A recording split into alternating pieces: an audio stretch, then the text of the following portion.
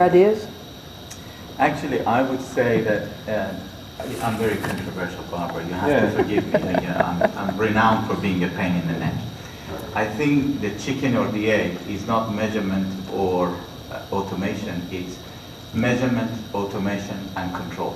And control is the other one. So if the mindset is control, then there is an Indian proverb which says if it wasn't for the question, if it wasn't for the answer, the question wouldn't have come.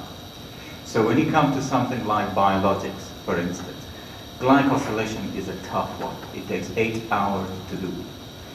But there are ways where you could begin to say, okay, that takes 8 hours. It happens in a fraction of a second, and it takes 8 hours for you to measure it. So if you want to control that, it doesn't fly.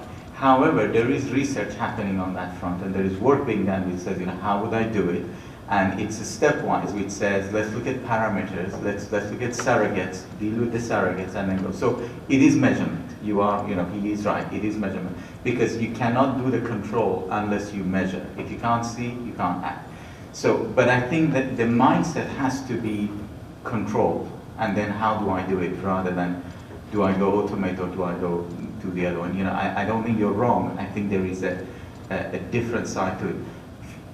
What pharma has done, what quality is organization, and manufacturing has done, is that they tend to look, so they measure, and they say we control it, and actually they're not. I'm going to be controversial. I don't think it's either one. I think it's the people. She's right. And it's about will and courage and intent. And right now, risk aversion governs. Mm-hmm. And we don't have any, I'll venture to say we don't have any R&D people at Exchange visiting the booths and learning about the possibility of what Finesse can do, about what Delta V can do, about what the people here know. And I've been giving Saroj and Chris and others a hard time about the need to call on R&D people, the scientists, and the quality people in all of your companies.